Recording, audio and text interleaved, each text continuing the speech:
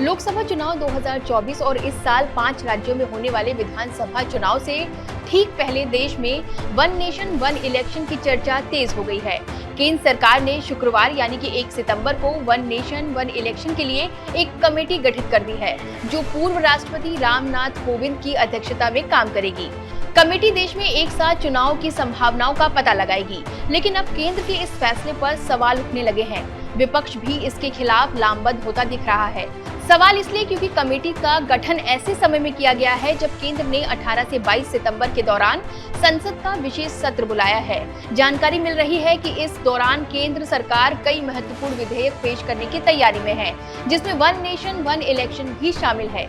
आज हम आपको वन नेशन वन इलेक्शन के फायदे और नुकसान के बारे में बताएंगे, लेकिन उससे पहले ये जान लेते हैं कि आखिर ये है क्या और बीजेपी के लिए ये इतना खास क्यों है।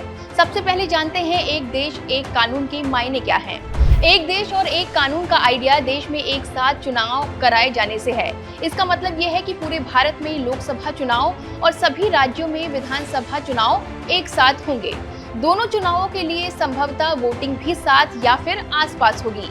वर्तमान में लोकसभा और राज्य के विधानसभा के चुनाव सरकार 5 साल के कार्यकाल पूरा होने या फिर विभिन्न कारणों से विधायिका के भंग हो जाने की स्थिति में अलग अलग कराए जाते हैं।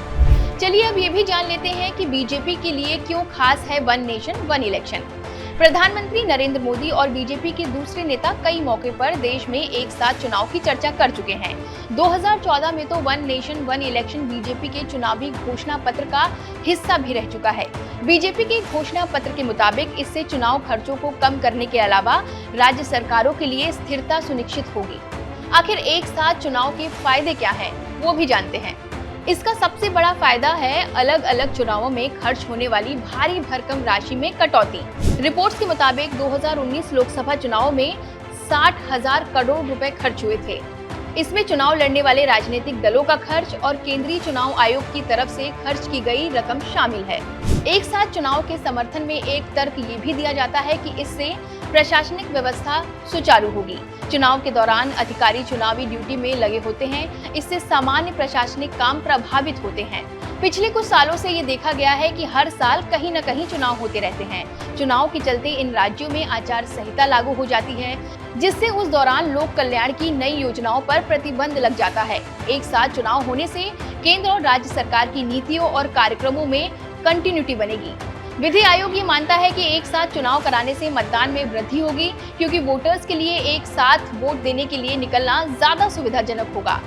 अब सवाल ये है कि एक देश एक चुनाव के लिए क्या करना पड़ेगा, वो भी जानते हैं। लोकसभा और राज्यसभा चुनाव एक साथ कराए जाने के लिए संवैधानिक संशोधन करना पड़ेगा। साथ ही जनप्रतिनिधि मंडल अधिनियम और अन्य संसदीय प्रक्रियाओं को भी संशोधित करना पड़ेगा। आइए जानते हैं कि इसके लिए क्या बदलाव करने होंगे। बिल लाने के लिए 16 विधानसभाओं का समर्थन चाहिए होगा, यानी पहले देश के 16 राज्यों की विधानसभा में प्रस्ताव को पास कराना होगा। बिल जनप्रतिनिधि अधिनियम 1951 के तहत ही लाया जा सकता है। उसमें बदलाव करना होगा। संविधान के अनुच्छेद 83, 85, 172, 174 और 356 में 2/3 बहुमत के साथ संशोधन करना होगा। एक साथ चुनाव को लेकर क्या आशंका जताई जा रही है, उस पर भी गौर करते हैं। दरअसल क्षेत्रीय दलों का एक बड़ा डर ये है कि वो अपने स्थानीय मुद्दों को मजबूती से नहीं उठा पाएगा, क्योंकि राष्ट्रीय मुद्दे केंद्र के पास आ जाएंगे। इसके अलावा वो चुनावी खर्च और चुनावी रणनीति के मामले में भी राष्ट्रीय पार्टियों से मुकाबला नहीं कर पाएंगे। देखिए, भारतीय जनता पार्टी का देश के संविधान और लोकतंत्र में विश्वास नहीं।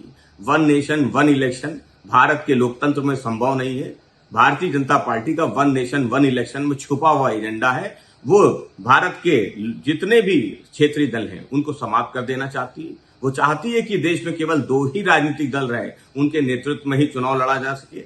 इसलिए भारतीय जनता पार्टी देश के संविधान और लोकतंत्र में बदलाव करना चाहती है। समाजवादी पार्टी भारतीय जनता पार्टी के इस मंसूबे को कभी पूरा नहीं होने देगी। भले ही वन नेशन वन इलेक्शन को लेकर अब बहस शुरू हो गई है और इसके फायदे और नुकसान गिनाए जा रहे हैं, लेकिन इस व्यवस्था के तहत 4 बार पहले भी चुनाव हो चुके हैं। आजादी के बाद 1952 में पहला चुनाव भी इसी व्यवस्था के तहत हुआ था। बहरहाल देश की जनता को क्या लगता है कि वन नेशन वन इलेक्शन होना चाहिए या नहीं होना चाहिए, ये कमेंट कर जरूर बताएं।